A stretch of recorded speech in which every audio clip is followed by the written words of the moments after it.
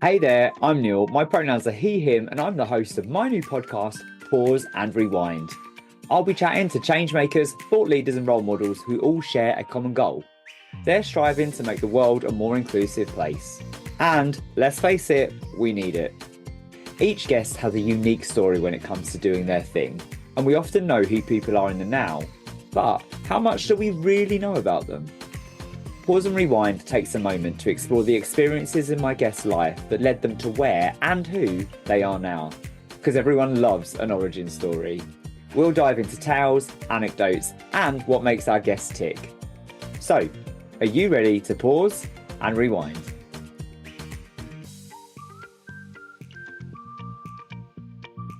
Hey there, and welcome back to another episode of Pause and Rewind. I hope that you're doing well. I hope that 2025 is continuing to go brilliantly for you. Against the backdrop of not such great news worldwide. We do what we can and we persevere and we keep things going. I am always grateful to have conversations like the ones I have on Pause and Rewind, where I get to chat to people who are striving to make the world a better place.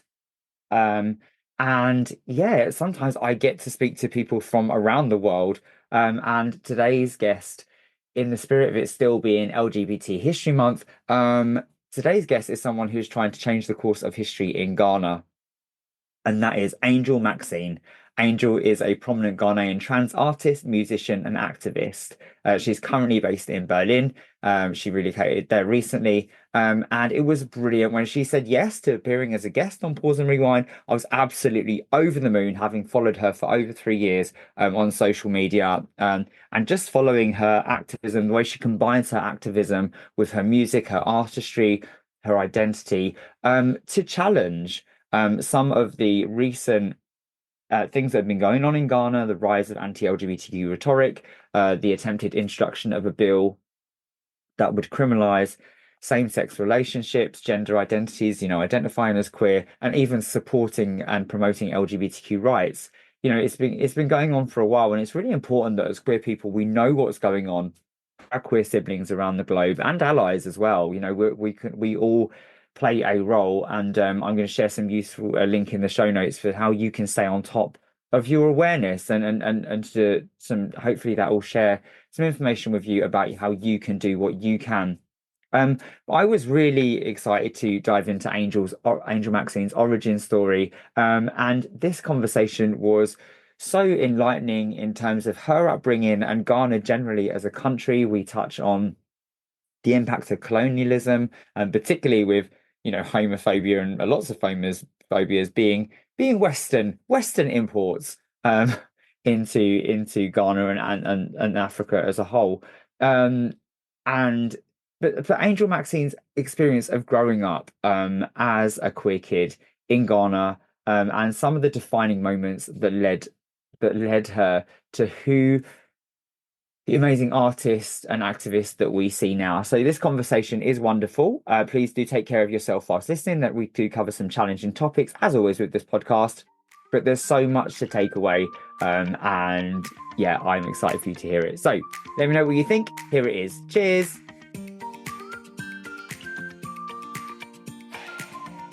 Hey there, Angel Maxine. It is so good to see you. Welcome to Pause and Rewind.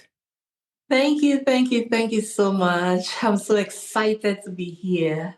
I am absolutely thrilled to be having this conversation with you, and thank you so much for taking time to talk to me because we don't really know each other. But I have followed you on social media for over 3 years now, and needless to say, I love your work, your artistry, the way you combine that with your activism to advocate for queer people, especially trans people in Ghana. Absolute love and respect for your work. Thank you so much. Thank you so much. And so yeah, when you said yes to being a guest, I was over the moon. So thank you. Oh, thank you. I'm happy to be here and also share. Well, I'm really excited to talk about your origin story and find out all about little Angel Maxine. But I'd love to ask a big question, which I ask all my guests. What does the world look like for Angel Maxine right now? Oh, so the world is just all over the place. It's scattered. It's like it's a pieces of every part of my life I can find everywhere, and trying to put it together. I think the world for me right now is also quite challenging Mm. as somebody who doesn't know anything about Europe, haven't lived here before, having to just relocate because of what I stand for, who I am, my gender identity, and all that. And I have to just move. I think it's quite a very hard thing that, the world has done to me. And at this point, the world has taken me back onto trying to integrate into another society, trying to understand the culture. It's like, a whole new world for me right now. Yes, but regardless, I'm still fighting on. I'm still trying to survive, and I'm still trying to find ways to live peacefully and as happy as I can in the world that I find myself in right now. Yeah. And obviously you're in Berlin right now. How is Berlin treating you? Are you enjoying the city?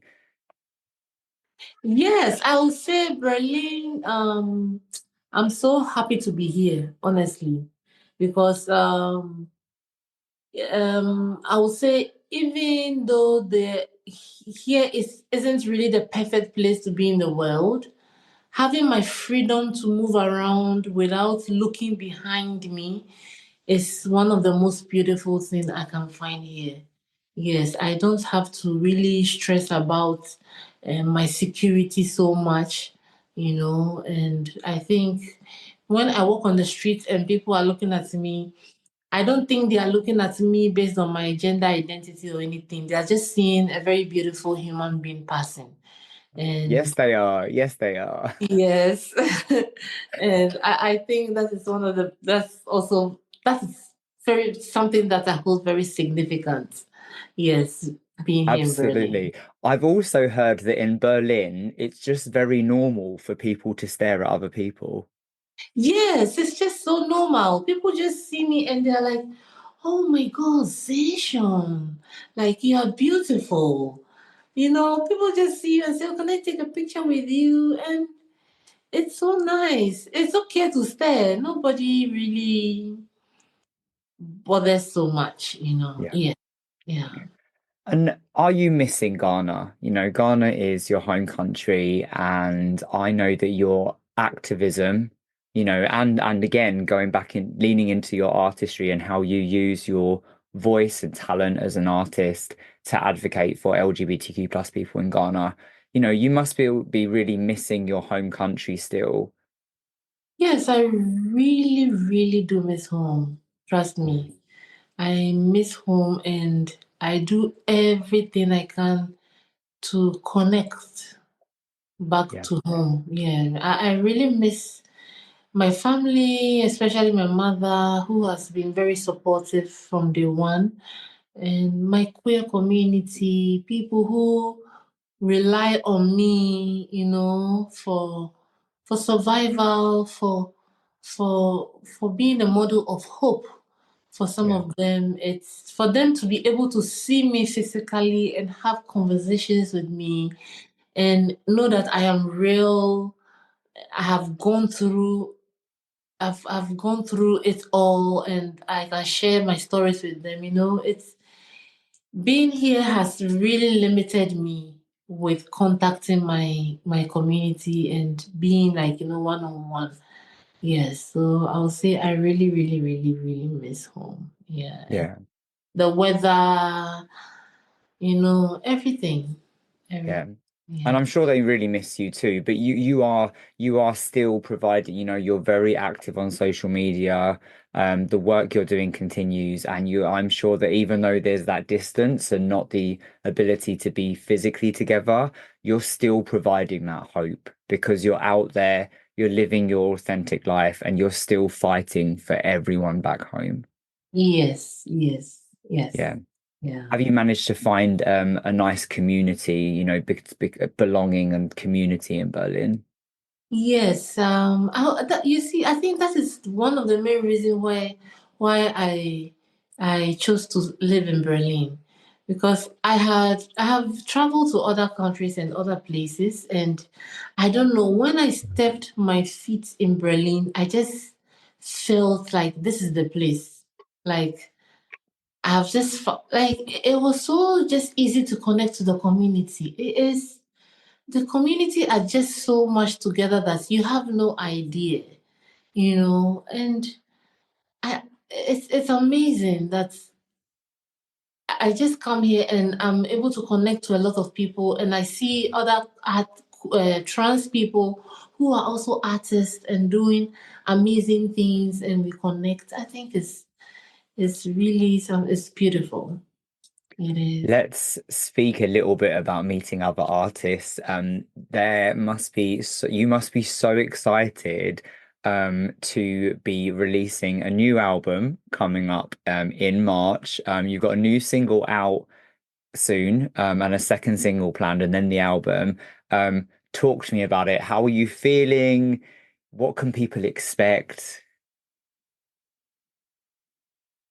I'm so excited about the album, because I think this album really stands as my truth, seeing the world that, have been caged, like we have been put in a certain form of box. And I think that this album just opens the box to, for people to you know, hazy ways of, moving, just understanding that we are queer and we are here, talking about my gender identity, expressions, debunking stereotypes, and all that. I think I am so excited to share this. I started writing this album 2 years ago.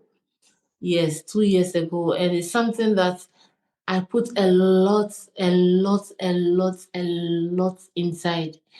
In times where I was tired and I was just giving up, explaining myself all the time in all interviews, in all Ghanaian interviews, who I am, this is my gender identity, this is this and that, unnecessary questions. Like I feel like this album is just an answer to, you know, all the questions that people come to ask, or Yes. the way people feel about the community. Yeah, so I'm so, so, so super excited about it. And I'm really looking forward to it. Yeah. So no more interviews, just listen to the album. Yes, listen to it. Listen to it. It has everything. Absolutely. And the way that you embed your activism into your lyrics and the videos, your videos as well, is so powerful. And it speaks to your creativity as well, and the way that you are trying to influence those people in power.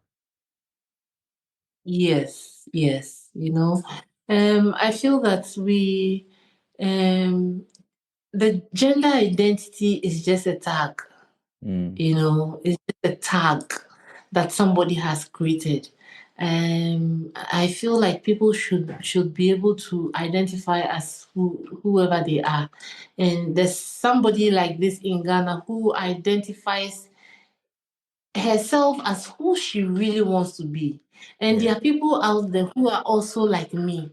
And finding myself as an artist, it was just a way for me to be able to break that, yes, we exist and there's somebody like me here. And hey, politicians, don't make any legislation to take me to prison, because I am just like you. I might be different, but we are all the same. I am a Ghanaian, and no, I have not. Nobody have sat me down to teach me anything. It's just me myself, Yeah. and this Yeah. is who I am. So, Absolutely. I think yeah. I think you I think your the new song Kofi as a Girl really speaks to that as well. Um And you just said, you haven't had any education. I know that part of the what the new president is saying is that if we just increase our education about better family values, then we won't have to deal with LGBTQ plus people. And Mm. it's really overlooking the fact that that's not going to make a difference at all. Exactly, Yeah. exactly. It won't really make a difference because No. I would say at that when I was young, we had this subjects like religious and moral education. We Yeah. had cultural studies, and still, like, look at me looking all fabulous. It doesn't change anything. Absolutely. Yeah, absolutely. Yes. I think it's just a way of also saying that the bill is not really important. So if you have taught your kids how to live, how you as a parent want them to live their lives, maybe they would have lived the life that you wanted. So let's teach the kids from childhood, And for me, I think it looks like they are trying to put the community in a tight corner, but I think it's very good for people to be educated from from when you are young that there's this, there's that, there are other people, there Yes. are this, what like to educate us from like we wouldn't have a lot of people being so homophobic and fighting on the streets and attacking a queer person because if you are taught that yes this person also exists, Yeah. it's left for you to also add your own feeling of being a human, you know uh, Absolutely. And the very nature of Ghana, we were talking just before we started recording, and my experience of Ghana, albeit a long time ago, was it is such a place of love and energy, and warmth. And so just you hearing that acceptance, if we just taught everyone that there are other different types of people that exist, whether that's gender, sexuality, race, ability, it makes the world a happier place, which speaks to Ghana and what it's all about. exactly, Yeah, exactly, yes. And I think if it wasn't for all this queer issues and all this distraction, Ghana is a very beautiful place to yeah, live. Yes, yeah, a yeah. very safe place to live regardless. Yeah, I know that our mutual friend Lady Phil is Ghanaian and talks about her love of Ghana and I think that the thing that people seem to forget and seem a lot of the Western world seems to forget is that homophobia, queer phobia is a Western problem, right? It's, Oh, when people overlook the of fact that it course. was colonization, a morality that took all the phobias over to Africa. Yes, yes, of course. And look at the bill that they introduced to the Ghanaian parliament. The bill didn't come from Ghana. Yeah, It didn't come from Africa. It came from America. It was yeah, sponsored by the Americans, the World Congress of Families. So this doesn't. This is an import to Ghanaians. yeah, Yes. yeah. Absolutely. We in the UK last year we held the first ever Trans History Week. And it was the first Trans History Week in the world, which was absolutely amazing. We'll have to get you involved at some point because it would be amazing to have you. And we talked about the fact that, trans, non-binary, gender non-conforming people have existed for centuries in different cultures, communities, and continents. And Ghana is actually one of those places, right? Yes. Yes. Of course. Yes. Yeah, Yeah. Um, we in the Ghanaian history, it also has you know where gender identity is not really a barrier in the cultural sense, where yeah, a woman can be identified as a man, yeah, where a man can be identified as a woman, and it has been part of our culture. So, yeah. in Ghana, we have names like Kojo Besia or Berima. So when we say Kojo Besia is for effeminate men, and Oba Berima is for masculine men, meaning that these people were there That is why you were able to have a name to identify this person, this individual, who this person is. Yes, so it has existed, and queer Yeah, people are being born every day, regardless of whatever education or whatever that is going on. Yeah. absolutely. Say it louder, mic drop. Yes, queer people are being born every day. Absolutely. Angel Maxine, I am so excited to have this conversation with you and find out more about you. Are you ready to pause and rewind? Yes, I am ready. Here we go.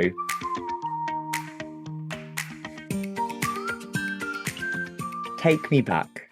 Tell me all about little Angel Maxine. Little Angel Maxine. So Angel Maxine was born in Ghana, Accra, and on the 3rd of September 1985. And I grew up in Accra. As for me, growing up, I've always seen myself as I am, as an effeminate child. So I can remember sometimes people will come to my mom or come home and say, oh, maybe they come to my mom, they come home and they don't find my mom, and later they are like, oh, I met your daughter, your beautiful daughter. And my mother will be confused because at that time she didn't have a daughter, you know. So then they will say, I know this other one. Then they'll describe she's fair and like this, and then my mother will mention my local name. Ah, Kwabena. So I have grown up being myself and being me and being just who I am. Um, I'll say I grew up from a very religious home where my mother is a reverend. And my mother is a reverend prophetess. My father is also a reverend, an ordained priest, and he's also a traditionalist. He's a chief, so he also believes in Christianity and traditional religion. I grew up from a home where we are having morning devotions every day. Where we had a church in our home, and I, growing up, I was the choir mistress of the church. I was the one that was like, taking care of the home. And trust me, even though I was male representing or being male, everybody saw me as a woman.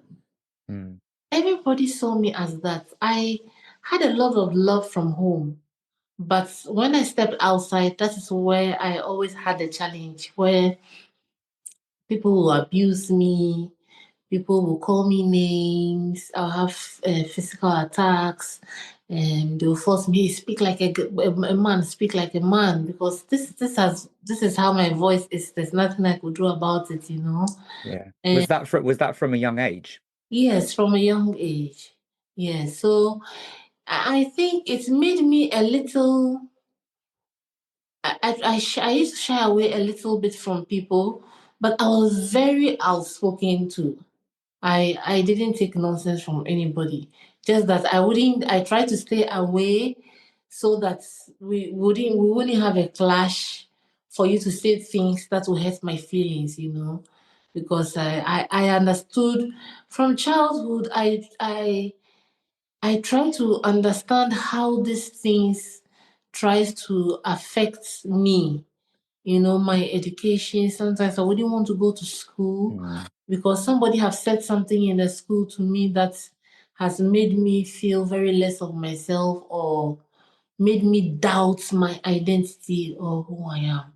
yeah. Yeah, so I think it was just a challenge for me being different outside, but I had a lot of love from home, and all that. And my parents, I would say, were quite educated. So they understood that this was who I am. Yeah. Yes, they knew that this was How who I am.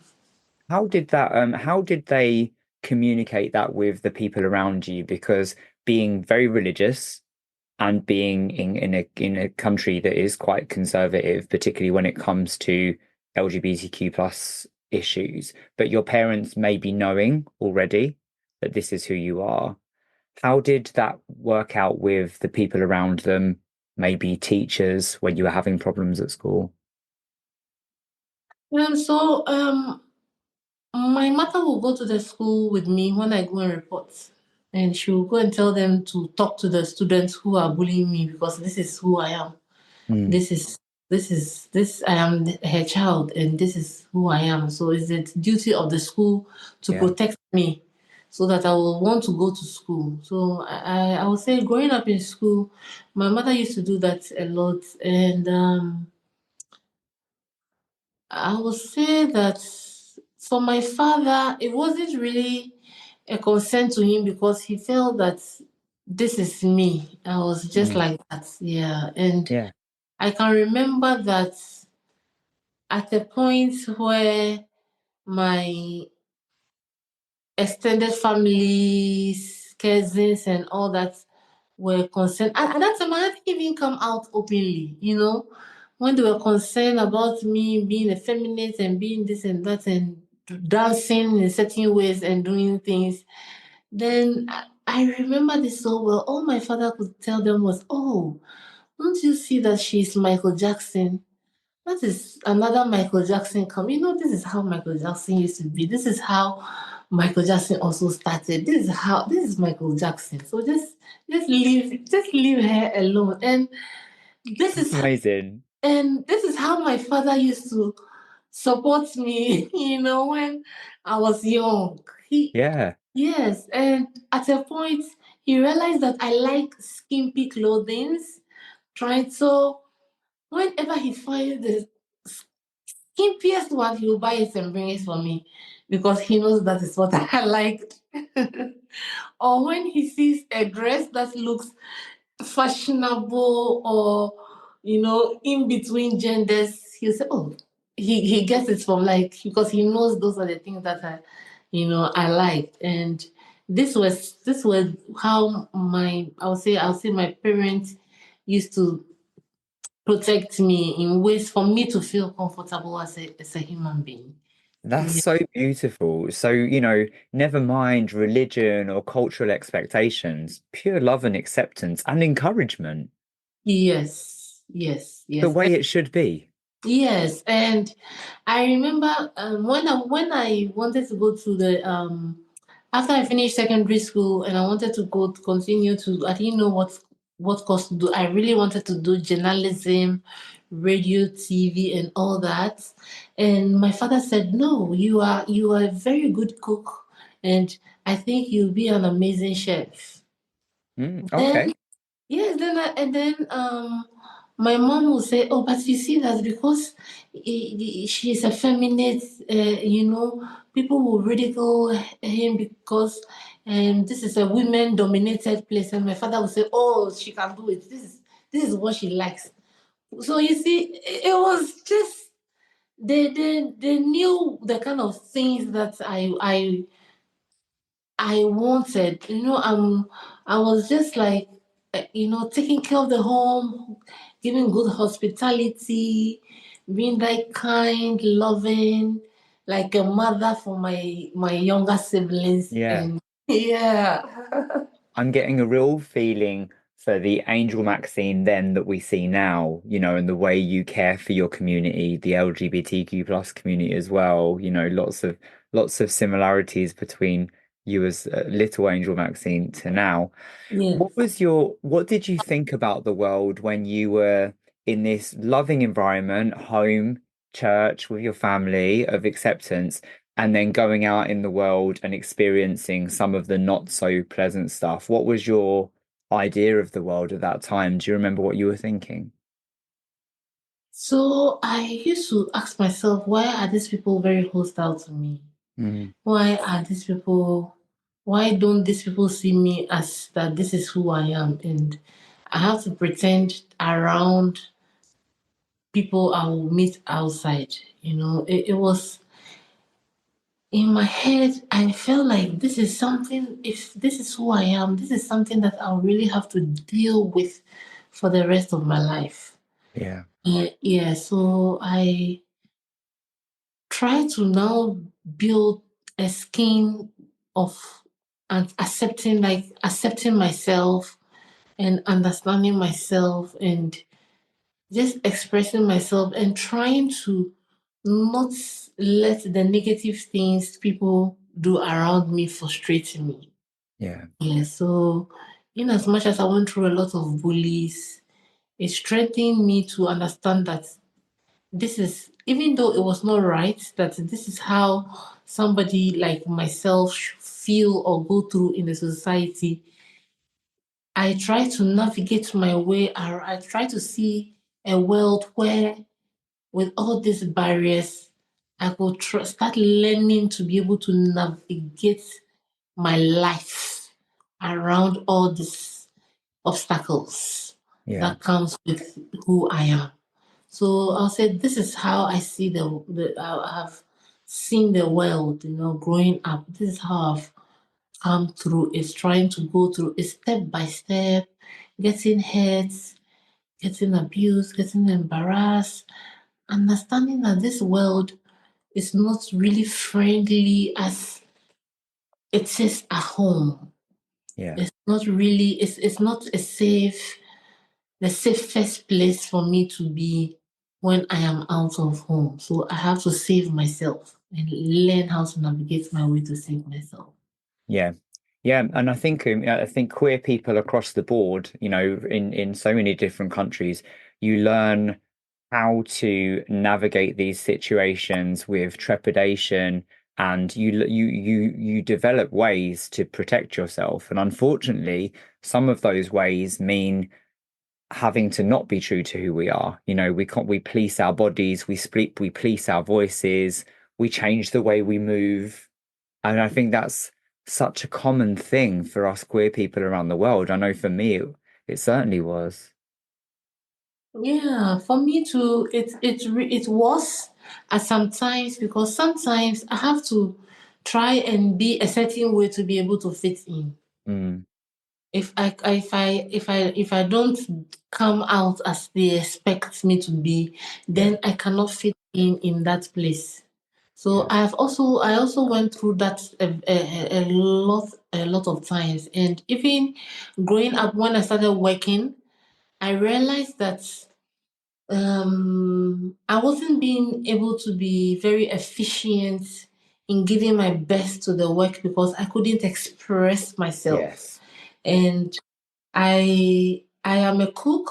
I was a chef, and for me, I love to dance and do stuff and just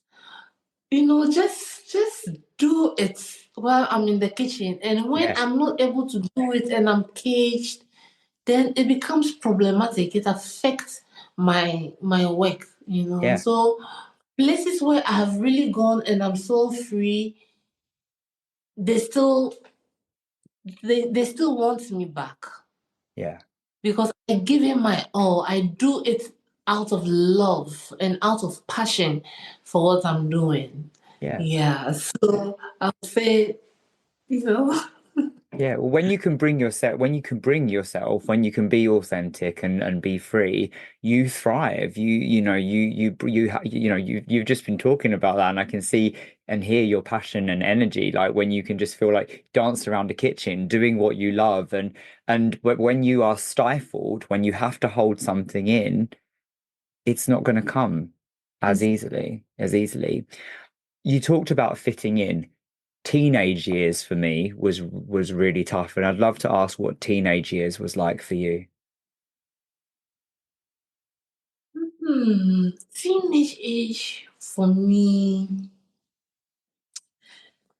I think it was me just being an effeminate person. Mm, Yes, that was what was very quite tough for me. And it was very hard for me to, fit in like with my schoolmates yeah, and all that. It was hard you realize that I am more with a particular gender Yeah. of I would like to make friends with like with the female genders Yeah. than a male gender. Same. I Because mean, I feel that that same. is where I find love. Yes, that's where Yeah. I could find love. That's where I could find care. That's where I could see them like myself and relate to, you know. So that was the challenge that I used to, go through as a teenager. And at a point, sometimes I remember when I was getting to my adolescent age, I used to think that I was going to have a breast. My breast was going to come out like all my other um, female friends, and the breast wasn't coming out, and my friends, oh, everybody had breast, and I would just go and say, "Let me see how yours is looking, but why isn't mine coming out?" It was that kind of Yeah. challenge going seeing myself very, very, very different from Yeah. any other person. And it was so hard, even though there was a term called Kojo Besia, there was a term called Oba Berima that goes for masculine men and effeminate women and masculine women and effeminate men. I hadn't seen anybody like that. Yeah. I didn't see anybody like that. So I thought I was the only person who was just like this, Yeah. who was different. Yeah. Yeah. And I suppose there was a feeling of body dysphoria. Yes. Yeah. Yes. Yeah. Yeah. I had body dysphoria, gender dysphoria. Yeah. And I still carry that dysphoria with me sometimes. Yeah. Like, yeah, Yeah. I think many trans and non-binary gender non-conforming people do. Um, you said about the lack of representation. When when did you first meet someone that you thought, wow, this is me. I can relate to this person. So I'll say after senior secondary school, I really wanted to find out more. I wanted to know where I could find people like me, and because I was already always burdened with, am I the only person like this?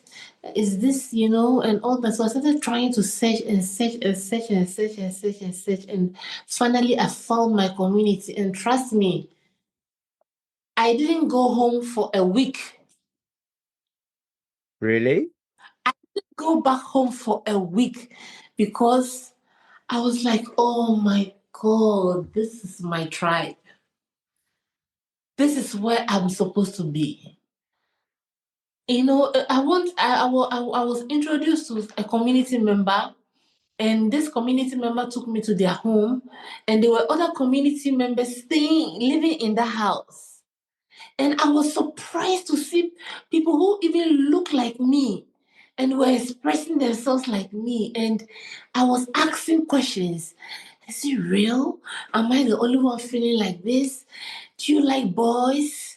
Do you feel like that? Like, I didn't go home for a week because I didn't want to leave. It was, it was a moment for me. It was a Wow. moment for me. I'd seen people and identifying myself, and now finding a community, and now being able to have the right people to speak with, Yes. understands me, where I will not feel shy to talk about whatever is happening to me. It was a blessing for me the first time. It was a blessing for me. I can imagine all of those conversations taking place. Yes, yes, yes, yes. Cooking together, eating together, wearing what you feel like wearing. Like, oh my God. I was like, I've been in prison for a long time. Like, because going back home, I'm still going to pretend. I'm still going to be caged, Yeah.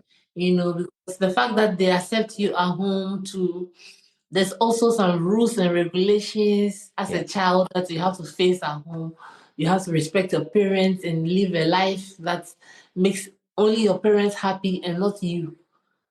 So Yeah. it was so nice for me to really be at the end. And as after then, I started going regularly and getting to know my community and getting to understand and learning and unlearning and relearning all the time. Yeah. Yeah. Did it make so finding that community and sense of belonging, and I can hear the beauty of those moments as you're talking about it. Did it make sometimes the going back to reality harder? So I would say that when I found my community, I think I just try to live myself. Mm. I just, I just, I just needed that affirmation that Yeah. I wasn't alone. Yeah. That's all I just needed, you know. So I just lived myself, like just me, and just living it, not thinking about sex and all these things that people, when you're a queer person or you're a trans, it's just about sex, it's just about you are sleeping with somebody and all these things. I just lived just me. Because the Yeah. neighborhood I grew up, ev- I was the only different person in my neighborhood. Yeah.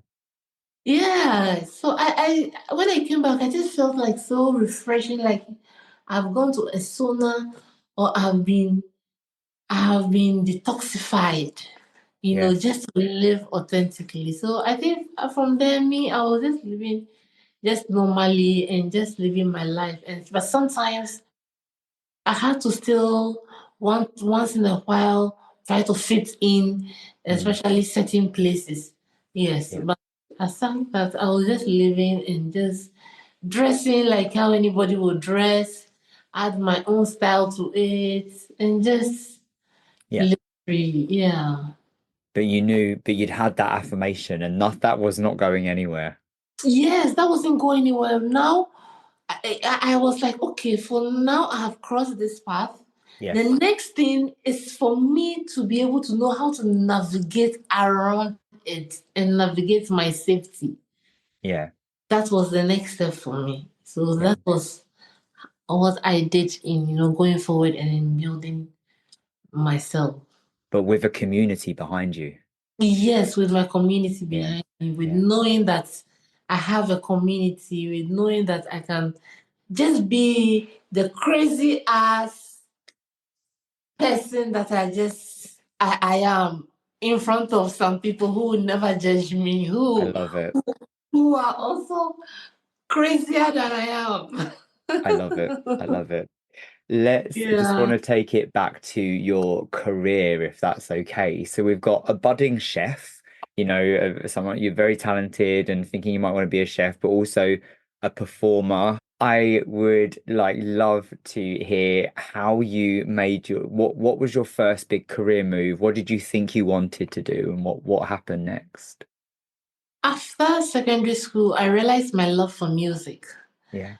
And I always saw that the songs that I was writing wasn't the ones that I used to hear on the radio. Because I was basically writing about myself and writing about people like me and all that. And I'll form a nice song with it and all that. And people did not like my themes because they felt like my themes cannot be accepted. I have to do what everybody was doing, at that time. So I came in contact with a female group who were also musicians, and they were also talking about domestic violence against women. And I'm like, I have always seen myself as a woman, and I also go through some violence and all that. And these are some of the things that I really want to talk about as a musician. If I want to sing, I want to be stand for something, not just, just singing.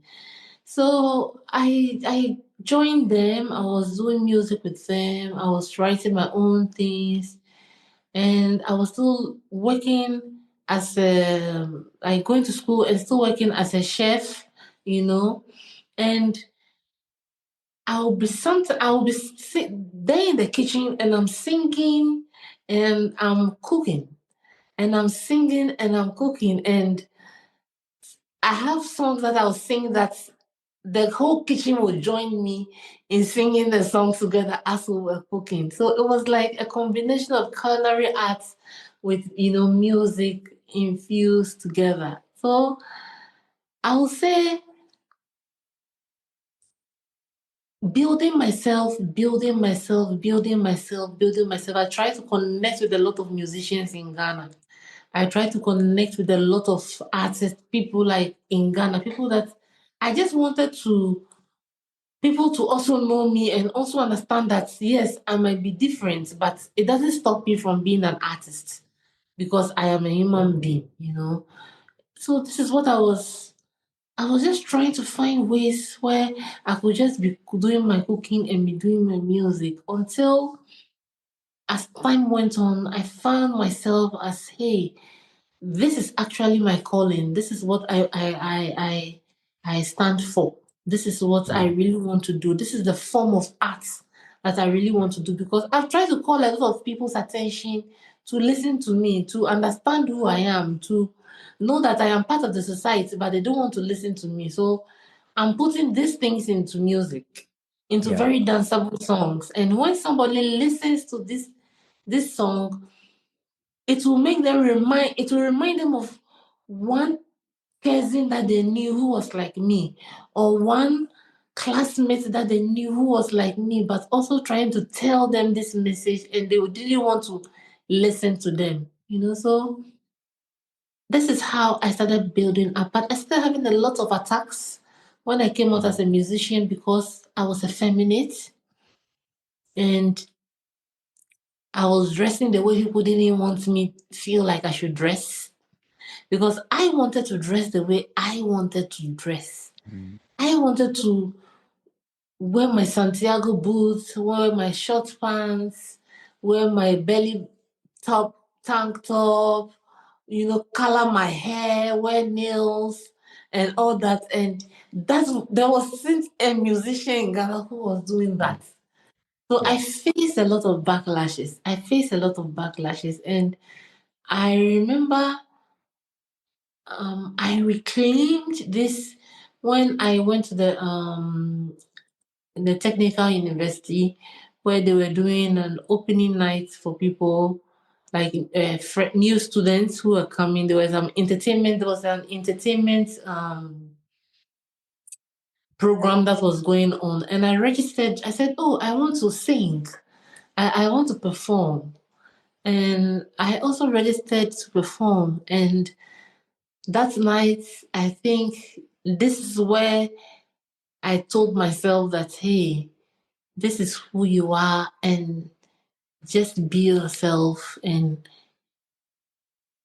this is the only way you can communicate to a lot of people by being visible and be who you are. And I remember I dressed the way I wanted to dress, looking all and my at that time they called me sexy lagazi. So I went on the stage with my taught some girls how to dance choreography, and when I went on the stage, everybody started screaming because I was just different. And Yeah. yes, I just broke that chain that clouded me around at that time, that was making me feel indifferent in the school. And I started building on. I started having a lot of attacks. They would throw things at me on the stage. They will I will be going for shows and people will even attack me on the streets at the entrance, Mm. but it never stopped me. No. That is It's one. it sounds like that moment that you decided to get on that stage and be who you are and wear what the fuck you wanted was such a defining moment for you. Yes, that moment, it was just, it was. I think sometimes when I sit down, like as I'm speaking to you, I know exactly how I felt. Yeah. I know exactly the feeling of standing there and seeing so many people, like thousands of people there, and standing there being all effeminate and doing my things, and people were screaming and shouting and taking videos. I was like, I have done this. Yeah. I have been able to stand this. I have been able to to to to tell them my message. My identity alone is the message to them. Yeah. Yes. Did you know at that time? I often ask this question about when people found their voice in inclusion. And as someone that knew that at that moment you were going to be the artist that you wanted to be, did you know how powerful your voice was as an activist in that moment? So in that moment, I didn't really, for me, I was fighting for visibility. Hmm. I was fighting to be visible for people to see that there's somebody also there who is a Ghanaian, who is different, Hmm. who doesn't want to be in the cage that you want to put yourself into. Yeah. I I really didn't know that I will become a very powerful voice where I could really, I could just speak and a lot of people will Yeah. listen to me. I could just speak and everybody will keep quiet. I will just challenge the politicians and all that. For me, I just feel like I was just being myself and just being visible. Yeah. And that was it. I wasn't expecting so much or anything so much. I didn't even know. It just, It it just was happened. just like that. It just Do you, happened. do you remember the moment that you first realized that, oh, I am an activist? I think that's okay. So for me, I didn't used to see myself as an activist, I would say. Because growing up, I saw myself like, because we had a church at home, I was Mm. preaching in the Okay. pulpit all the time. I used to preach in the pulpit, and my parents used to tell me, "Oh, you become a pastor. Oh, you become a pastor. Oh, you become a pastor." And for me, I think that it was a calling. Like, instead of me standing in a church or being in a box of some church with some auditorium standing there and preaching, this is my pastoral work that I am also doing. This is so for me, I didn't see it as being an activist, but I saw it like somebody who has a message Mhm. that they want to share. Yeah. Somebody who has a message and they want to share, and they can stand and they can point it out and they can challenge you. This is all that I saw. Yeah. I didn't see myself as like some activist or something. I was just living and like it was just like when you are just normal and you are not attaching yourself to anything, you are not trying to fix yourself in some Mm. position. Yeah. It wasn't some position or some form of something for me. It was just doing me. I mean, are you right now in time, do you feel comfortable with the term activist and being a change maker? Because you really, you are trying to change the course of history in what you're doing. The stage is your pulpit, right? Yes. Is So that something you're comfortable with now? yes, yes, yes. I think I'm very comfortable with it now. Yes, and if you are not called a preacher, you be called an activist. So Yeah. I think I am very comfortable with it. I accept it, and for me, titles doesn't really matter. It's about just being able to do the work and do it well, and touching lives and changing perceptions. That's Yeah. it. Yeah. It's action, isn't it? When we talk about allyship, when we talk about changing the world, it's action. Yes, yes, yes, yes. It's about action and not about titles or whatever for me. Yeah. I mean, I feel like I've got to know your story so well, and obviously I know all of that led to the Angel Maxine that we know and love now. I'd love to know who is someone that has shaped you the most along the way. I think that I didn't have anybody to look up to.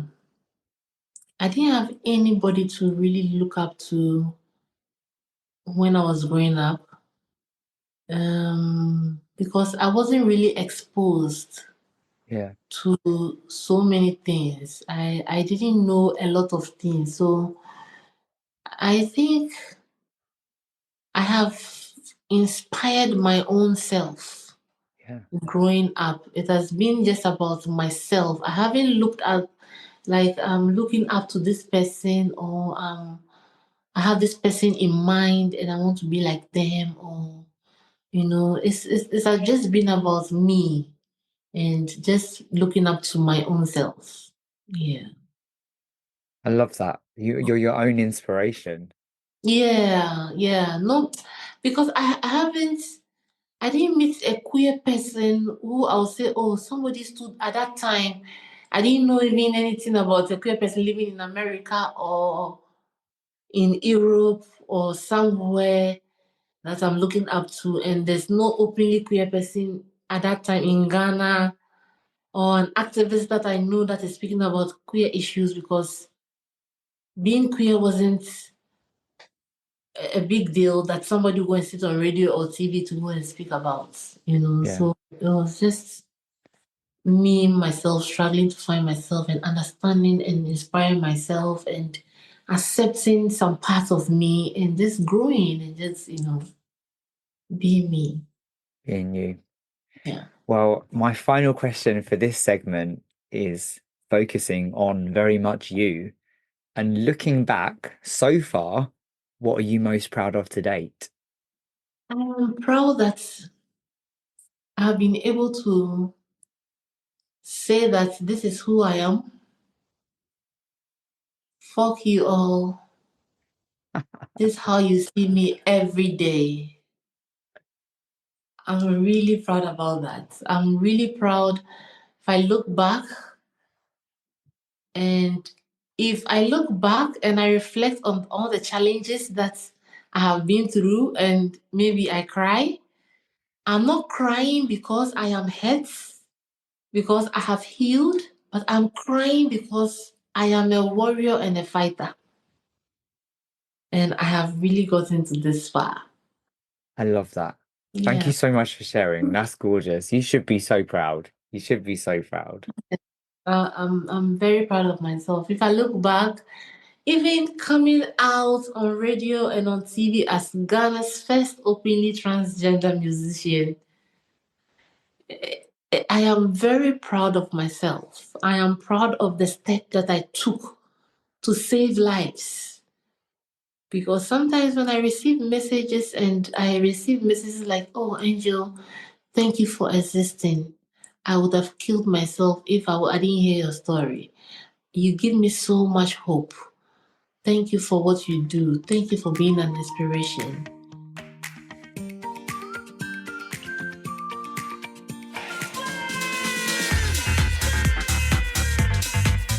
The House of Happiness is London's ultimate sober clubbing extravaganza.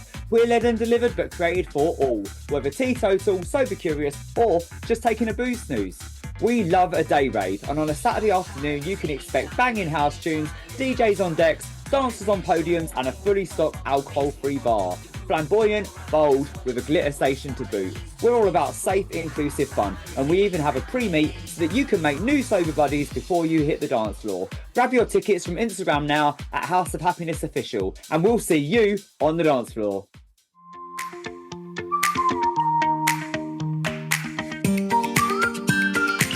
Are you ready for some quick fire questions?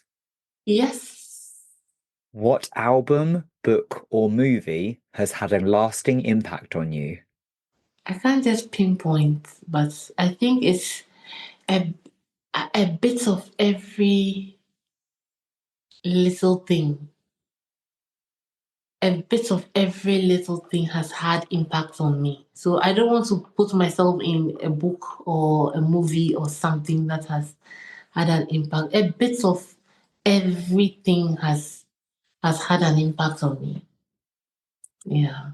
That's fair. What's a saying that you live by and a saying that you would put in the bin? Be yourself. Be you.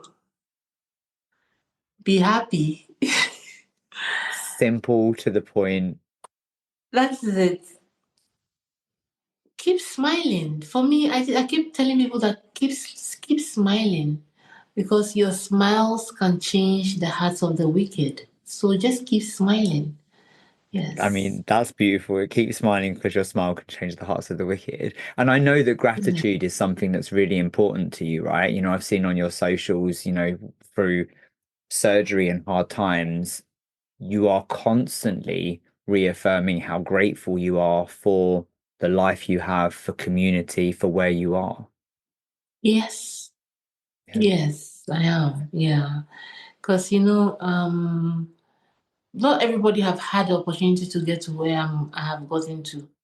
So I'm really, really, really grateful for the journey and really grateful for everybody who have come in contact with, who has, helped me in one way or the other. I'm always very, very, very grateful because everybody adds up to my story. Along the way, all the people I meet, all of them adds up to my story and reshaping me.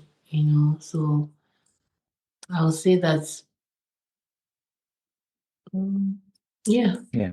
I'll say that is what really impacted me. Yeah. Do you have a saying for the bin? A saying for the bin. Yeah, one that you're going to put straight in the bin. I think I want the anti-LGBT bill, to go straight in the bin. I mean, that definitely belongs in the fucking bin. Kill the bill in the bin. Take the Kill bill to the bin. is Yes. in, yeah, well, hopefully. Yes, hopefully. Yeah. Hopefully, yes. I think that's one of the most important things to me because living as a queer person in Ghana is already a very hard thing. And Mm. having a bill that also um, makes you a criminal and all that is makes it more harder, Yeah. you Yeah, know. it's hard enough So anyway without an extra layer on. Yeah. exactly, we don't need this extra sufferings. No, Yeah. absolutely not. What has been the best adventure of your life so far? I think the best adventure is relocating here to Berlin. Yeah. It's an adventure for me. Yes. For me, I see it as an adventure where I'm just here to receive an award and this issue of the bill and issues of me being discussed in parliament comes up and I said, okay, I'm staying. That's a that was a big adventure for me. Like Yeah. it was an adventurous time, like an adventurous moment for me. It was an adventure. I was relocating here to Berlin without any planning, without nothing. It's an adventure. And Yes. it's still going. It's still going. Yes, and it's still going. It's still going. Yeah. Well, Berlin's amazing. If I come over to Berlin, I'm gonna hit you up for and we'll grab a coffee. It'd be amazing. Yes. What three words would you use to describe you and your origin story? I'll say courageous, authentic, and consistency. Courageous, authenticity, and consistency. All of those things are so important to you, but so clear in who you are. Yes. Yeah. Yeah. Let's fast forward a little bit. What exciting things do you have coming up? Obviously, the album. Yes. So I have my new album coming out on the 21st of March. Hint, hint, everyone. Hint, hint. Yes, yes, yes, yes, yes. Coming out on the 21st of March. And it's a six master track album with very, very, very interesting themes and interesting lyrics. And I have three music videos as well that is coming with the album. So I'm so excited. Maybe I could just run down a little bit for you what the album is about. So um, I'm I'm actually trying to educate people on gender identities and how to also stand out and stand for yourself, and breaking the stereotypes, the myths and misconceptions that surrounds the queer community and the trans community specific. So this is what the album is about. I have titles like Kofi is a Girl that I'm promoting now, which is talking about gender identities where people should not be caged as, because as male and female, because the person who you think you identify as a male could be a female. In Ghana, when we say Kofi, Kofi and Ama is a common term that is used in Ghana to describe a man and a woman. Oh, Kofi Ama, Kofi Ama, Kofi. It's a name. So Kofi is a name given to a male born child who is born on Friday, and Ama is for a female name on Saturday. Yes, so it's a dynamic thing that we have in Ghana, Kofi and Ama. So it's just about gender identity. Kofi is a girl, but normally they should say Kofi is a boy. But Kofi is a girl because Kofi is a trans. So that is, it. I have Color the World, like making the world beautiful. Yeah, making the world beautiful. I have Speak Up, that is encouraging people to speak up, for themselves because eh, I can speak up for you, but I can't speak up for you. You understand what I mean? Yeah. I can speak for you, but I can't speak for you. So when in places where you find yourself, you should be able to speak up. You should be able to because we have been caged in a way that we cannot even express ourselves the way we want to express ourselves. So speak up is encouraging people to express themselves. I have assumptions, when people assume, oh, you're a male, you're a female, you are this, you are that, and how the patriarchy is polarizing the system. I have Not About Sex.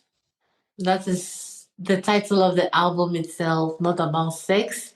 Because when you say LGBT, it's Yes. sex. When somebody says they are gay, it's they don't think about you being a lawyer or a doctor or whatever. It's just sex. We just want freedom. Just freedom to just live like Yeah. any other human being. We want freedom to live without somebody asking us questions. Who you are, what is this, what is that, and all that. Yeah. Yeah. And the last one, the sixth one is nicely nice. Just be nice. Just be nicely nice to everybody. Just be nice. Yes, because um if you try to bully me, I'll fight with you. So just be nice with me. That is it. Just encouraging people to be nice to each other. Don't bully me. Because if you bully me, I'll fight you. I love these messages. I mean, so important, so clear, but so needed. Yes. Yes. Thank you for sharing. I'm so excited to listen to it and yeah, and obviously encourage people to check out your past music as well, like Wofi and the tune that made it all. So Yes. yeah, Yes. Yes. love Yes. it. And I love the blend. I love how you blend these important messages, the cultural references, yourself and who you are and how you've found your own inspiration. Nicely nice. Don't Yeah, be nice to me or I'm gonna come back for you. I love that. exactly. I love that. What brings you joy? I think so. I'll say just being myself brings Okay. me joy. Yes. Does cooking still bring you as much joy? Cooking brings me joy. Cooking brings me so much joy. I love to cook. I don't even remember the last time I went to sit in the restaurant to go and cook, to go and buy food because I cook for myself like I'm cooking for the restaurant. Love Like, it. yeah, it brings me so much joy. And also having a community around me gives me so much joy that I know that I can get in touch with this person. I can, if I have any issues, if I'm going through whatever, I know I have a community around me that's, is there to support me, to help me. Amazing. Yeah, and Yeah. I think this all brings me so much joy. It brings me so much joy. Community is so important, especially when the world is like it is sometimes. Yes, Yeah. yes, yes. I'd love to ask, do you cook traditional Ghanaian food? Yes, of course, that's my specialty. That's your specialty, and I really, really love red. Oh, wow. I ate so much of it when I was in Ghana, and I've had it since I've not obviously that was a long time ago, but I've had it since, and I love it. Red and fried plantain. Plantain. Lush. Oh, Yeah. great. My final question for you, this feels crazy. It's a final question already. What words of encouragement or wisdom do you have for anyone out there to help them get to wherever they're going? Yeah. I'll always say that be yourself, number one. You have to keep fighting. Don't be discouraged. Always know that this path is not an easy path. So just get yourself prepared for all the obstacles that will come around. But in all the obstacles and in pain, it is your duty to make it look beautiful. It is your duty to turn all the hate and all the things that comes to you into love for yourself, into knowing that you are unique and you are special and you are loved. And always know that you are not alone. You have a community. Maybe you might not be able to get in touch with a community like this, but always know that there's a community that is there for you. Keep doing what you love to do and find more creative ways to make it visible and open and so that everybody can access the love that you have within you. Thank you so much for everything you've shared. Thank you for being such a wonderful guest on Pause and Rewind. I have loved spending this time with you, and I will be waiting eagerly for the album and cheering you on all the way because you are wonderful. Thank you so much. Thank you so much. Thank you for having me. Take care. Take care. Okay. Bye.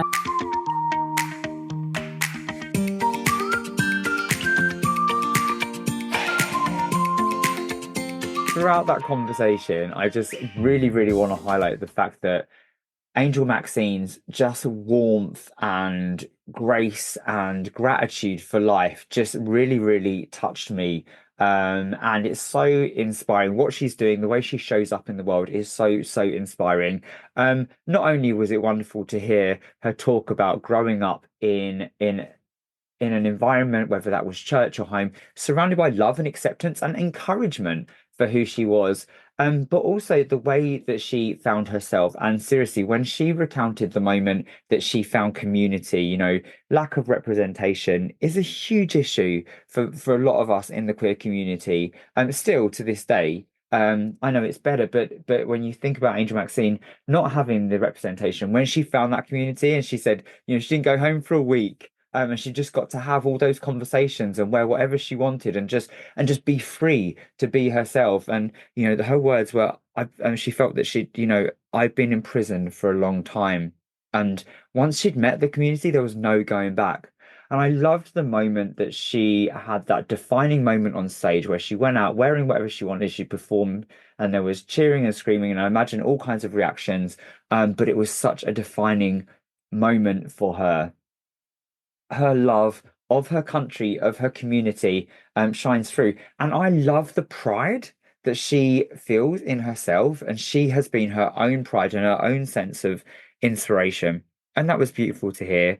It's beautiful to hear how she is navigating a whole new world as she settles into life in Berlin, and the freedom that that has given her. I'm so excited about her new album that's coming out, and the singles. I've been listening to Kofi is a Girl, and I love her messaging, and that really strong message of from the new song Nicely Nice, just be nice to me, or don't come for me, or I'll come for you. Just really clear, and just through that warmth and that grace and the gratitude, and a beautiful sentiment around your smiles can change the hearts of the wicked. You have someone who is so strong and a force to be reckoned with. So I loved this conversation. I loved the passion that Angel Maxine brings to what she does. And so do support her work. Do follow her on social media. Do also visit LGBTQ Rights Ghana, to stay up to date on what is happening with Ghana with the Kill the Bill movement. And yeah, just stay tuned in to what is going on with queer community in other countries too. Our queer siblings need us to show up. We need allies to show up. This is something for everyone to continue when it comes to their awareness and education. Angel Maxine, I love spending this time with you. Thank you so much for being a guest on Pause and Rewind. Thank you for listening. Please continue to like, subscribe, share, comment, help spread the word about these amazing stories. And I'll be back soon with more brilliant guests on Pause and Rewind. Cheers.